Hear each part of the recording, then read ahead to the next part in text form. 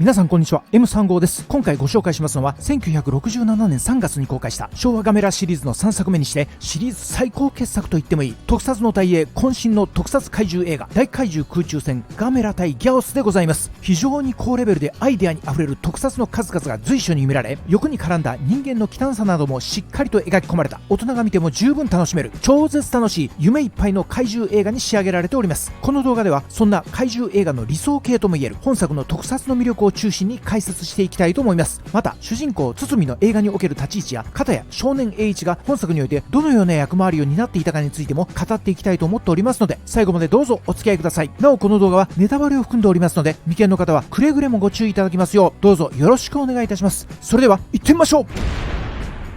それではまずはあらすじからいってみましょう。ある日、明神省三宅島の海底火山が爆発。火山活動は火山脈を通じて北上し、ついには富士山が大噴火を起こします。そしてその火山エネルギーを求めて大怪獣ガメラが富士山上空に飛来すると、噴火を続ける火口に向かって飛び込んでいったのです。すぐに調査団がヘリコプターで現地上空を調査。しかし双子山付近の山あいから突然開口線が発せられると、ヘリが真っ二つに切り裂かれ墜落してしまったのです。一方、双子山では高速道路の建設が進められており、地元住民が道路公団を相手に道路建設の反対運動を繰り広げておりました。交渉担当の技師堤はなんとか地元の理解を得ようと話し合いを要請しますが、聞き入れてもらえず、反対運動の実態は保証金の釣り上げを狙った村長金丸を中心とした村ぐるみによる妨害工作だったのです。その頃、ヘリ墜落事故を追っていた新聞記者が双子山に侵入。村長の孫栄一に道案内を頼み、緑色に光る洞窟へと入り込みますが、そこにいたギャオスに襲われ餌食となってしまいます。逃げ遅れた栄一もギャオスに捕まり、あわや栄一もギャオスの餌食となるのかと思ったその時でした。双子山上空にガメラが飛来したのです。すぐにガメラとギャオスの第1ラウンドが開始され、ガメラはギャオスが放つ超音波メスで右腕を切り裂かれながらも手足を引っ込めながらの体当たりで栄一を救出。火炎噴射を浴びせ、ギャオスがひるんだ隙を見て栄一を甲羅に乗せると、その場を退避したのでした。ガメラはすぐに近くのハイランドパークに着陸。そっと観覧車に甲羅を近づけると、堤が観覧車に飛び乗り栄一を救出。ガメラは傷を癒すためそのまま海へと向かったのでした。直ちに自衛隊は双子山を見渡せるホテルハイランドに怪獣対策本部を設置。動物学者の青木博士はギャオスの骨格が音差となって超音波を発すると推論を立てます。すぐに自衛隊による一斉攻撃が開始されますが、ギャオスの超音波メスには全く歯が立たず、ガメラさえ来てくれればと栄一が祈りますが、未だ海底に横たわったまま右腕の傷が完治していない様子のガメラ。ギャオスの出現以来、道路工事はストップし、現場の職人たちも次々と地元に帰還。村人たちもこうなったら早く土地を売った方が良いのではないかという方向に気持ちが変わってきておりました。その頃、栄一の提言によりギャオスは夜行性であり光を嫌うのではないかと推察した対策本部は最新式の照明弾を放ちますが、それをかいくぐってギャオスが出現。戦車砲による一斉砲撃が開始されますが、ギャオスの翼が巻き起こす突風により戦車隊は壊滅。飛び立ったギャオスは名古屋へと飛来すると、名古屋城を音波メスで切り裂きます。続いて新幹線を襲ったギャオスは乗客数名を捕食すると、そこへガメラが飛来し、いよいよ第2ラウンドが開始。名古屋港上空を舞台にガメラとギャオスの一対空中決戦が繰り広げられたのです。激しい戦いの末、揉み合った両者が海中へと落下。海から逃げようとするギャオスの足をくわえて離さないガメラ。やがて日が昇り始めると、苦しそうに頭部を紫色に染めるギャオス。危険を感じたのか、ギャオスは超音波メスで自らの足を切り裂くと空高く逃亡。巣穴に逃げ込んだギャオスは驚くべき再生能力により切り取られた足を蘇らせたのでした。青木博士の研究所では海に取り残されていたギャオスの足先を検査し、ギャオスが紫外線に弱いことを発見。こうして暗いうちに人工血液でギャオスをホテルの回転ラウンジにおびき寄せ、ぐるぐる回してめまいを起こさせ、夜明けまで釘付けにしておくという奇想天外な回転作戦が開始されたのです。人工血液にまんまとおびき寄せられ、ラウンジの回転に動きを止められたギャオス。作戦成功かと思ったその時でした。ホテル地下室の電気室が容量オーバーで回転がストップ。あと一歩のところで難を逃れたギャオスは巣穴へと飛び去っていったのでした。一方、ギャオス襲来により道路計画が変更となり、金が入らなくなったと村人たちに詰め寄られた村長は、これまでの自分の欲深さを反省。うちの山を燃やせばガメラがやってくるという栄一の発案に従い、自らの山に火を放つことを決意したのでした。早速防衛隊がナパーム弾により山火事を起こすと、栄一の提言通りガメラが飛来。こうして夜の双子山を舞台にガメラとギャオスの最終決戦が幕を開けたのです。本作は昭和ガメラシリーズの第3弾として1967年3月に公開された大映が放つ本格特撮怪獣映画です。前作ガメラ対バルゴンであまりにも大人向けに偏った作風だったことを反省した大映は、子供が楽しめなければ怪獣映画ではないという湯浅紀明監督の強い意向によって、子供を対象とした楽しさ満載の特撮怪獣映画へと路線を変更することとなります。しかしそれでも本作は対象年齢こそ下げてはきたものの、ストーリーの主軸には高速道路用地買収劇という子供ではなかなか理解しがたい世界観が用用意されています。しかもそんな大人たちの欲が絡み合う汚い人間ドラマと夢いっぱいの特撮劇とが見事なまでに溶け合い、これぞ怪獣映画、これぞ娯楽映画と呼べる夢いっぱいの一本に仕上げられているのです。そしてその特撮演出についても決して子供騙しのような質の悪いものではなく、前作に比べ予算的にも抑えられている中にあって、本作は大人が見ても十分納得できるだけの非常に高水準の特撮演出の数々を見せてくれています。それではまずはじめに本作における特撮演出の素晴らしさについて見ていきましょう。本作では本編の湯浅監督が特撮監督を兼任しています。ある意味映画全編の責任を明確とした理想的な形と言えるのかもしれません。もともと大映という映画会社は特撮映画の経験が豊富で、このガメラシリーズの他にもこれまで宇宙人東京に現るや釈迦大魔神シリーズなどの特撮対策を世に放ってきた映画会社でした。しかしながらこと現場においては本編部門と特撮部門の連携がうまく図られていたかといえば必ずしもそうではなかったらしく、どちらかといえば特撮部門が下に見られており、大怪獣ガメラの制作の声が上がった際にも本編部門と特撮部門との間に確執があるような状況でうまくできるはずがなく、そんな機運が会社全体の中に蔓延した状態でのスタートだったようです。そんな高い障壁が残ったままの状態で大作大怪獣ガメラのメガホンを手渡されたのが新人の湯浅紀明監督でした。しかしその持ち前のポジティブ思考でこの難局を見事に乗り越えた湯浅監督は、この大怪獣ガメラを大ヒットさせ、その後8作品まで作り続けられるほどの大映のドル箱シリーズに成長させたのです。本作は前作大怪獣決闘ガメラ対バルゴンと比較して予算は縮小されていたはずです。しかしそれでも当時の一般映画の制作費と比較すれば相当の予算が組まれていたのも事実。そして湯浅監督はそんな限られた予算を効率的に使い、予算以上の作品を作り上げてきたのです。とにかく本作の特撮演出については個人的には完璧と言ってもいいのではないかと思えるほどに丁寧で荒のない特撮だと思っております。それは序盤からすぐに見て取れ、おなじみの大映マークから海底火山の実写映像が映されると、続いて研究所の記者会見の様子から夕闇をバックにして荒々しく燃えたぎる富士山の大噴火シーンへと切り替わります。まずはこのセット造形による富士山の描写に息を飲みます。暗闇の富士山の頂上が大爆発し、火の粉と煙を舞い上がらせる特撮処理が見事で、さらに火口から傾斜に沿って流れ出る溶岩をアナログ処理でうまく表現しています。画面が切り替わると画面奥にマスク処理だと思われる富士山が頂上付近を朱色に染めながら炎を吹き上げる様子が映し出され、右手から回転ジェットのガメラが開い、手前にはその光景を騒然と見つめる村人たちが置かれ、さらに右手手前に寺院の屋根瓦を配置するというこの一連の合成ショットをスクリーンいっぱいを使ったワンカットで見せていく、その奥行きのある美しい画作りに思わず見とれてしまうのです。続いて富士山の火口付近に着地したガメラが方向とともに峰から上半身をあらわにすると、そこに山之内正さんの重厚なスコアが流れ出し、同時に大怪獣空中戦ガメラ対ギャオスのタイトルが画面狭しと映し出されるという圧倒的迫力で展開するオープニング演出。映画が始まってまだ3分ほどしか経過していないにもかかわらず、我々観客を一気に夢の特撮世界へと引きずり込んでいく、そんな力を持ったオープニングだと言えるでしょう。本作では当時のアナログ特撮の技術の頂点とも言うべき職人技の数々を堪能できます。アナログでも丁寧に仕上げていけばこれだけすごい絵を作ることができるのだという特撮スタッフの皆さんの心意気が伝わってくる、そんな目を見張るアナログ演出が目白押しの映画となっています。新聞記者がギャオスの巣穴に侵入する場面では、記者がギャオスによって空中に持ち上げられる特撮演出を見ることができます。ここではカメラと演者を固定したままバックのホリゾントを加工させていくという手法を使っています。至ってアナログ的な特撮技法ではありますが、それを絶大な効果へと昇華させているのがすごいところです。まさにアナログ特撮のお手本と言ってもいい特撮演出だと言えるでしょう。また本作で非常に重要な位置を占める総演演出については、八木正夫さん、村瀬慶三さんとともにエキスプロダクションの設立メンバーで総演技師の第一人者鈴木徹さんが見事な怪獣空中決戦を見せてくれています。とにかくガメラ1体だけでも炎を噴射し、なおかつ回転しながら飛行するというとんでもなく難しい総演だと思うのですが、本作ではそこにギャオスが絡んできて上昇したり落下したりと大変な作業の連続だったであろうと素人なりに容易に想像できるのです。羽田空港からゆったりと離陸していくヘリコプターの描写も非常にリアルで丁寧な総演を見ることができます。そして休む間もなく双子山で爆撃機によるギャオス一斉攻撃が開始され、飛行軌道は若干荒いですが迫力を損なうことなく爆撃機が次々とギャオスの音波メスによって切り裂かれていく様子を小気味よく見せていきます。とにかく本作は飛行怪獣だけでなくヘリコプターや爆撃機の攻撃シーンなどかなりの数の総演カットが組まれており、鈴木徹さんの職人技をたっぷりと堪能できる作品と言ってもいいでしょう。そういえば調査隊のヘリコプターが羽田を飛び立った後、ギャオスの超音波メスによって真っ二つに切り裂かれるという観客の予想を超えた驚きのシーンへと繋がっていくわけですが、あのシーンは総演技術、光学合成、美術造形、火薬処理などいくつものアナログ特撮技術の連携がなければ実現しないシーンだと思われます。それにしてもあのシーンを見た時はあまりにも大胆でユーモラスな演出に唖然としたものですが、とにかく楽しい映画にしたいという湯浅監督と特撮スタッフの意気込みが伝わってくる怪獣映画の歴史に残る名シーンと言ってもいいのではないでしょうか。ょうか。合成処理については湯浅監督はできるだけ現場で処理するように心がけたとのことです。それは予算的なこともあったでしょうが、当時の大英は現像所を持っておらず、光学合成をする際にはわざわざ東洋現像所に運び込む必要があり、非常に予算と手間がかかってしまったらしいのです。そのためギャオスの音波メスなどの光学処理は別にして、できるだけ合成場面を現場で処理できるよう映像を投射したスクリーンの前で俳優が演技を行うスクリーンプロセスを多用したショットが頻繁に見受けられます。窓越しに見立てたスクリーンに映る円形が若干荒く見えるのはそのためだと思いますが、個人的にはそれほどの違和感を持ちませんでした。タイトルバックが終了してすぐミニチュアセットの羽田空港に離陸を待つ大型ヘリに切り替わるのですが、立てかけられたついたてを合成ラインとして画面奥に空港とヘリのミニチュアセットが置かれ、手前に激しく行き交う報道陣たちを映すという、いかにも昭和の特撮映画という風情が味わえる楽しい合成シーンを見ることもできます。ギャオスが新幹線を襲う場面でも土手を合成ラインに見立てた同様の手法が見られますが、このシーンもギャオスの巨大さが体感できる迫力の合成ショットとなっています。とにかく本作はこういったアナログ合成の空気感が好きな特撮ファンにとってはワクワクしてしまうような合成演出が目白押しの作品だと言えるのではないでしょうか。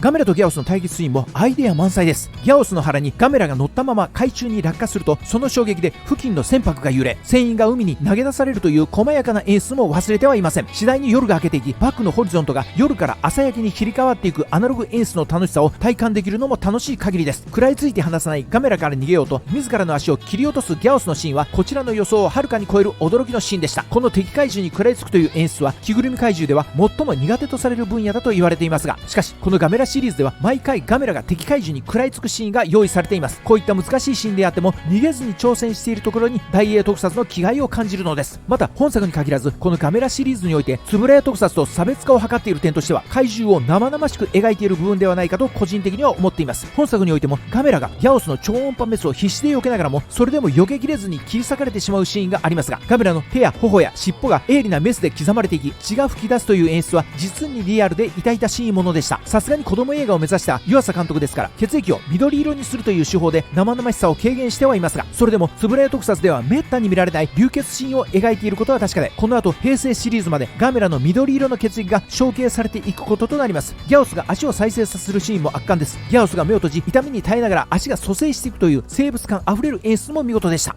ガメラの造形については前作ガメラ対バルゴンから引き続きエキスプロダクションが担当しています。ガメラ対バルゴンの着ぐるみを若干修正したものが使用されているのですが、目つきを柔和にすることで子供の味方らしいルックスに修正しているとのことです。それでも血走った眼がギョロギョロ動く生物感は本作でも健在。演じるは数々の怪獣を演じてきたスーツアクター新垣照夫さんが担当しておられます。新垣さんは本作以外でも前作の大怪獣決闘ガメラ対バルゴンと次回作ガメラ対宇宙怪獣バイラスでもガメラを演じておられ、他にもウルトラマンやウルトラセブンに登場する数多くの怪獣のスーツアクターとして活躍された伝説のスーツアクターさんです。ギャオスのデザインは特撮美術の井上彰さんが担当し、造形はエクスプロダクションが手掛けています。体色塗装は村瀬慶三さんが担当しているとのことです。とにかく柔らかみのないエッジの効いた鋭角のフォルムが印象的で、個人的には平成ギャオスよりも好きな造形です。一歩間違えば田舎の遊園地にあるコンクリート製の造形物のように見えなくもないデザインですが、にもかかわらずどこか生き物としての息吹を感じさせてくれる奇跡的な造形だと思います。また本作では平成ガメラにも影響を与えているのではないかと思われるシーンが数多く見受けられるのも特徴的です。岩山の向こうに側面のギャオスの頭部がヌーッと現れる恐怖演出、海で傷を癒すガメラから AH へとオーバーラップし心がシンクロしていく様子を描いた演出、実写の球場上空をギャオスが飛行する合成カット、新幹線の屋根が切り裂かれ人間が食い殺されるというトラウマシーンなど、金子監督と樋口監督がオマージュを捧げたと思われる印象的なシーンの数々を目にすることができるのです。とにかく本作の特撮演出はスピーディーで楽しさと高揚感にあふれ、奇想天外なアイデアが詰め込まれています。それは湯浅監督を筆頭とする特撮スタッフの皆様の圧倒的な特撮センスによるものだと頭が下がる思いです。前作よりも予算的に抑えられている中にあって、これほどまでに素晴らしい特撮技術の数々を見せてくれたことにただただ敬意を表さずにはいられないのです。もともと湯浅監督は子供映画に特化した作品を目指すと言っておりました。しかしながら脚本の高橋兄さんさんが手掛けた本作のストーリーの骨格には高速道路の買収劇という至って大人向けの舞台が用意されているのです。当然スタッフ一同もこのテイストを理解した上で制作に臨んでいったわけですが、このことからも本作が子供騙しの映画にしたくないという制作陣の気概が込められた作品であることがわかります。映画では自分たちの土地や山が高速道路の計画地に含まれたことにより、その買取保証の額を少しでも釣り上げようと工事反対工作を企む村長をはじめととする村人たちが用意されており、そんな反対派に相対する交渉役として本郷幸次郎さん演じる道路公団の主任技師堤が配置されています。映画における堤は工事現場の主任であると同時に地元交渉の責任者でもあるという過酷な仕事を任されています。通常であれば地元の土地買取交渉には専門の事務方が出向くはずのところ、堤は地元交渉から工事進捗まで道路建設の全責任を負わされているのです。高速道路公団の局長は映画の中で、日本縦断高速道路を今年中に完成させることが我々にとっての至上命令であると部下たちを鼓舞していることからも、当時の国内インフラの急速な拡張ぶりが伺えるのです。思えば本作が公開された1967年当時、日本国内の高速道路事情は最盛期を迎えておりました。1963年の名神高速道路開通を皮切りに、翌年の東京オリンピックで国内景気に一気に弾みがつき、日本国内におけるインフラ整備は加速度を増していきます。そしていよいよ東京大阪間を高速道路で結ぶべく、東名高速道路開通に向けて着々と進められていったのです。そしてそんなイケイケの時代を象徴するかのように、本作では道路公団局長が現場の堤に対して、富士山が噴火しようがガメラがやってこようが工事遅延の言い訳にはならん、とにかく今日中に立ち退き反対の地主をうんと言わせろと言い捨てます。1分1秒の遅延も許されない過酷な状況の中で絶対命令を下された堤。同じサラリーマンとしてこの時の堤の心中を思うと察するにあまりあるものがあります。しかしながらさすがに子供向け怪獣映画としての構造を崩すことなく設計した高橋脚本ですから、そんな堤の悲壮感を無意味に強調することをせず、局長の無理難題などにひるむことなく堂々と立ち向かうキャラクターとしてうまく処理しています。もちろんそこには交換本郷幸次郎さんの爽やかな演技によるところも大きいと言えるでしょう。ちょっと猛進、笑顔でこの難局を乗り切っていく正義の主人公を見事に演じきってくれているのです。このように本作では主人公堤を単純明快なキャラクターとしたため、残念ながら堤という男には人間ドラマの中で苦悩するといった深みのある役どころまでは与えられておらず、ただ単に物語の進行を手助けしていくだけの狂言回し的な役回りとして据え置かれておりました。そしてその代わりに本作の高橋脚本で特徴的だったのが、物語の局面に影響を与えていく重要な役どころを全て少年栄一に託しているところにあります。これは怪獣映画は子供のものであるという確固たる信念を持った湯浅監督の意向が高橋脚本に強く反映していることが要因かと思われますが、それほどに本作のストーリー展開は全て栄一によって牽引されていくのです。それは物語の序盤から見て取れ、ギャオスを最初に目撃してから観覧車で救出されるまで、栄一を中心とした一大スペクタクルが映画の前半でたっぷりと描かれていきます。そして超音波メスの脅威を対策本部に伝えたのも栄一なら、ギャオスと命名したのも栄一です。ギャオスが太陽光線に弱いことを見抜いたのも栄一であり、展望ラウンジの回転作戦のヒントをつぶやいたのも栄一です。そして最後に欲深い祖父を改心させ、その祖父に山を燃やせと提案したのも他ならぬ栄一なのです。このように湯浅高橋コンビは本作のストーリー進行に影響する重大な局面の全てにおいて少年栄一がことごとく絡んでいくという思い切り子供目線に振り切った脚本をぶつけてきているのです。また本作では栄一がガメラと心を通わせるという後々の平成ガメラにも通じる巫女の役回りを与えていることも印象的です。本作で描かれる栄一には両親の姿が見えません。また一緒に遊ぶ友人の存在すら描かれていないのです。一見資産家の村長を祖父に持ち、優しい姉に見守られながら何不自由なく暮らしている少年のように見えますが、両親と友人というこの年齢の少年にとって極めて重要な要素を高橋脚本は栄一から奪い取っているのです。確かに年の離れた姉の存在を唯一の救いとして置いてはおりますが、しかしやはりそれは悲しいかな栄一にとって母のぬくもりの代替にできるものではなく、もちろん野山を一緒に駆け回る友人にもなり得ないのです。つまりこの物語における栄一は一見のんびりとしたお坊ちゃまのように描かれてはいますが、心の内では一人孤独を背負いながらも強がって見せているだけの少年であり、実はこの裏寂しい山奥で野山だけを友達として毎日を過ごしている。そしていつかガメラがやってきてこの寂しさから救い出してくれる、ただそれだけを夢見てガメラの絵を描き続けている、そんなけなげな少年だということが映画から伝わってくるのです。そういえば確か予告編では友達の姿がありましたが、本編でカットしているのもこの栄一の立ち位置を明確にしたかったがためなのではないかと推察できるのです。片やガメラは地球を守るために蘇った孤高の守護神です。こうして映画の中の栄一を見ていると、そんなガメラとシンクロする相手役として申し分のないキャラクターであるということが非常によくわかる設定だと思います。栄一役を演じたのは劇団いろはの子役安倍直之さんです。本作での安倍さんから伝わってくる自然で子供らしい演技には非常に好感が持てました。ぽっちゃり体型と田舎のボンボンがよく似合う無邪気なルックスも相まって、劇場に見に来ていた当時の子供たちにとっても身近な存在として感情を移入できたのではないでしょうか。きっと劇場の子供たちはスクリーンの栄一と同化し、ガメラの甲羅にまたがって夜空を遊泳する、そんな夢の世界に没入していったのではないかと思えてならないのです。